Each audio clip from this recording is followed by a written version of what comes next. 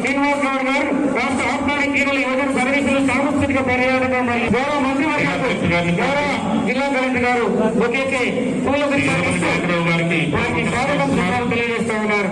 అలాగే పెద్దల గౌరవనీయులు శ్రీ శ్రీనివాస్ గౌడ్ గారికి గౌరవ కలెక్టర్ గారు జిల్లా కలెక్టర్ గారు స్వాగతం తెలియజేస్తా ఉన్నారు.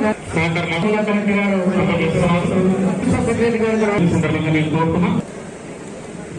కోరుతున్నా గౌరవనీయులు పూల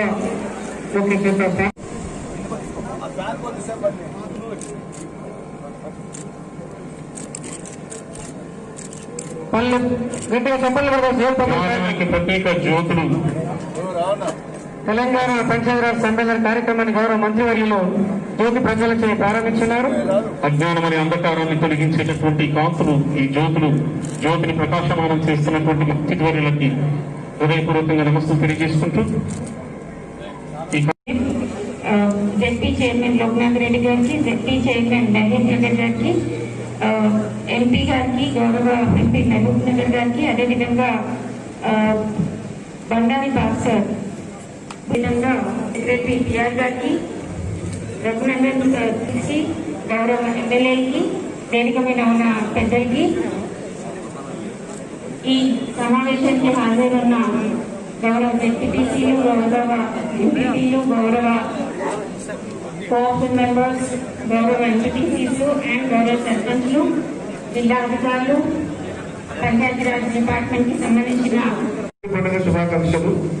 2021 కొత్త సంవత్సరం శుభాకాంక్షలు కూడా. కొత్త సంవత్సరంలో ఒక పెద్ద సమావేశం, అది కూడా రాష్ట్రవ్యాప్తంగా ఆయా జిల్లాలకు వెళ్లి స్థానిక సంస్థల ప్రజాప్రతినిధులు అందరినీ కూడా కలుసుకొని సమావేశం పెట్టుకొని వాళ్ళందరితో విషయాలు పంచుకోవాలనేటువంటి సదుద్దేశంతో కార్యక్రమానికి రూపకల్పన చేస్తే మొట్టమొదలు రాష్ట్రంలో వారి సొంత జిల్లా కాకుండా ఉమ్మడి పాలమూరు జిల్లాకు అవకాశం ఇచ్చి బాబురా తర్వాత ఇక్కడికి రావడం జరిగింది.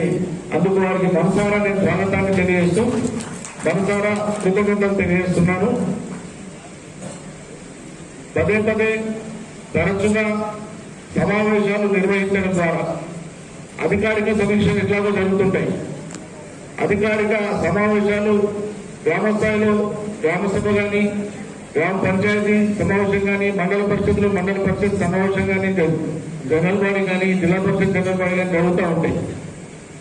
వీటికి తోడు అదనంగా ఈ స్థానిక సంస్థల ప్రజాప్రతినిధులను అందరినీ 3 టైర్స్ లో ఉండే వాళ్ళందరినీ, గ్రామము, మండలము, జిల్లా 3 టైర్స్ లో ఉండేటువంటి వాళ్ళందరినీ, 3 విభాగాల్లో ఉండేటువంటి ప్రజాప్రతినిధులు అందరినీ కూడా ఒక చోటికి కనీసం ఏడాదికి ఒకసారైనా సరే వీళ్ళందరినీ ఒక చోటికి చేర్చి, వీలైతే ఎక్కువసార్లు కలవచ్చు కానీ కనీసం ఏడాదికి ఒకసారైనా అన్ని జిల్లాల్లో వీళ్ళని కలిసి వాళ్ళతో ఇంటరాక్ట్ అయితే బాగుంటుంది. ఎందుకంటే ముఖ్యమంత్రి గారు తీసుకొచ్చినటువంటి నూతన పంచాయతీరాజ్ చట్టం యొక్క విశిష్టత చాలా గొప్పది. అందులో అమలు జరిగే క్రమంలో ఏమైనా కొన్ని ఆటంకాలు, ఇబ్బందులు ఉంటే వాటిని సరిచేసుకోవచ్చు. ప్రభుత్వం ఎప్పుడైనా దానికి సంసిద్ధంగా ఉన్నది. కానీ ఈ చట్టం యొక్క స్ఫూర్తి మీరు పోటీ చేసేనాడు తెలుసు, ఈ రోజు తెలుసు, రేపు కూడా మీకు తెలుసు. పంచాయతీరాజ్ వ్యవస్థ అప్పటి నుంచి 1947లో స్వతంత్రం తర్వాత మొట్టమొదటి పంచాయతీరాజ్ ఇన్స్టిట్యూషన్ మనకు బీహార్లో వచ్చింది. ఆ తర్వాత కొంతకాలానికి రాజస్థాన్ లో వచ్చింది. ఆ 2 కూడా రాష్ట్ర ప్రభుత్వాల చట్టం ద్వారా వచ్చినాయి. ఆ తర్వాత దేశవ్యాప్తంగా గ్రామాలే స్వపరిపాలనకు కేంద్రాలు కాబట్టి ఈ గ్రామీణ ప్రాంతాలలోనే స్వపరిపాలన పటిష్టంగా ఉంటే భారతదేశ 5,55,000 గ్రామాలు ఉండేటువంటి భారతదేశం, భారత ప్రజలు నివసించేది గ్రామాల్లో. ఇండియా లివ్స్ ఇన్ విలేజెస్ అని చెప్పి మహాత్మా గాంధీ గారు అన్నారు. జరిగింది. అర్థమవుతుంది. మూలమైంది ప్రపంచంలోని చాలా దేశాలు నగరాల్లో జీవిస్తారు అత్యధిక శాతం, పట్టణాల్లో జీవిస్తారు, గ్రామాలు తక్కువ ఉంటాయి. కానీ దానికి భిన్నంగా భారతదేశము చైనా దేశంలో కూడా తదనంతర పరిణామాలు, వాళ్ళ స్వతంత్రం వచ్చిన 1948 నుంచి పట్టణీకరణ చాలా శరవేగంగా పెరిగిపోయింది. కాబట్టి ప్రజలు నివసించేటువంటి చోట ఉండాల్సిన సౌకర్యాలు ఏంటన్న దాని మీద ప్రభుత్వంలో చర్చ జరిగి ఏ రకమైన సౌకర్యాలు కల్పిస్తే ఆ ప్రజలకు మేలవుతుందో దాని మీద ప్రభుత్వాలు దృష్టి పెట్టవలసి ఉంటుంది. ఆ కోణంలోనే భారతదేశంలో అంటే గ్రామాలు బాగుండాలి. కాబట్టి గ్రామాలు బాగుండాలంటే గ్రామీణ వ్యవస్థకు సరిపోయినటువంటి ఒక ప్రాతినిధ్య విధానం ఏర్పడాలని చెప్పి అప్పుడు అంకురార్పణ జరిగింది. అనేక కమిటీలు వేసినారు. మొట్టమొదటి వేసినటువంటిది బలవంతరాయ్ కమిటీ అనే ఎంపీ. ఆ తర్వాత 3-4 వరుస కమిటీలు వచ్చినాయి. వచ్చి ఒక సమగ్ర చట్టం వచ్చింది. ఆ చట్టం అమలయ్యేటువంటి క్రమంలో అనేక మార్పులు అనేక సమయంలో వచ్చినాయి. అంతిమంగా కేంద్ర చట్టం అట్లా ఉండగానే కేంద్ర పంచాయతీరాజ్ చట్టం యొక్క నీడలోనే తెలంగాణ ప్రభుత్వం కేసీఆర్ నాయకత్వంలో ఇప్పుడు మీరు ఎన్నికైనటువంటి కొత్త చట్టాన్ని తెలంగాణ ప్రభుత్వం తెచ్చింది. ఈ చట్టం యొక్క ఉద్దేశం మూల ఉద్దేశం ఒకటే, గ్రామాలను పరిపుష్టం చేయాలి, గ్రామ పంచాయతీలను పరిపుష్టం చేయాలి. నిధులు ఇవ్వకుండా బాధ్యతల్ని నెరవేర్చమని చెప్పడం సమంజసం కాదు. వాళ్ళ చేతికి నిధులిచ్చి ప్రజల అవసరాలను ఎంచుకొని ఆ అవసరాలను తీర్చడానికి ఒక ప్రణాళిక రచించుకొని దాన్ని అమలు చేసే స్వేచ్ఛ గ్రామ పంచాయతీలకే ఇవ్వాలని చెప్పి అట్లా ఇస్తూ అన్ని రకాల పనులకు కూడా కమిటీలను వేసుకుని, అది పారిశుద్ధ్య కమిటీ, వనాలను పెంచుకునే కమిటీ, పౌర సేవల్ని పెంచే కమిటీ, ఇవన్నీ కూడా గ్రామీణ ప్రాంతాలలో పంచాయతీరాజ్ చట్టం కల్పిస్తా ఉన్నది. గతంలో మీ అందరి అనుభవాలు మీలో చాలా మంది 2 సార్లు 3 సార్లు 4 సార్లు సర్పంచులైన వాళ్ళు కూడా ఉన్నారు. మొదటిసారి అయిన వాళ్ళు ఉన్నారు. గతంలో సర్పంచులు ఉండేటువంటి వాళ్ళ అనుభవాలు ఉన్నాయి. ప్రభుత్వాల నుంచి అరకొరగా ఎప్పుడో ఒకసారి నిధులు వస్తేది, పోతే బడ్జెట్ లేకపోతే సర్పంచులు సొంత జేబులకు వెళ్ళి పెట్టుకొని కూడా చేయించేటువంటి పరిస్థితి ఉండేది. రాష్ట్రంలో ఒకసారి శుద్ధమైన మంచినీళ్లను ప్రజలకు అందించాలని ముఖ్యమంత్రి గారు నిర్ణయం తీసుకున్నాక ఇవాళ రాష్ట్ర వ్యాప్తంగా బై అండ్ లార్జ్ 98% మనం ఇళ్లకు నీళ్లు ఇచ్చుకోగలిగినాం. అక్కడక్కడ ఉన్నాయి పైప్ లైన్లు సరిగా వేయని కారణం, ఆ చెరాలు సరిగా కూర్చోని కారణం, నల్లాలు సరిగా ఫిట్ చేయని కారణం, పైపులలో ప్రెషర్ ఎక్కువ పోయి ఏమన్నా పైపులు తెగిపోయిన కారణం, లింకులు సరిగా లేని కారణం, ఇవన్నీ కూడా మనం వాటన్నింటినీ రెక్టిఫై చేసుకోవడానికి ఆస్కారం ఉన్న చిన్న చిన్న పనులు తప్పకుండా చేసుకోవాలి. మిషన్ భగీరథకు సంబంధించిన అధికారులు నిత్యం పర్యవేక్షణలో ఉన్నారు. మెయింటెనెన్స్ కోసం సపరేట్ వెంగళాలు పెట్టారు. అవి నడుస్తూ ఉన్నాయి.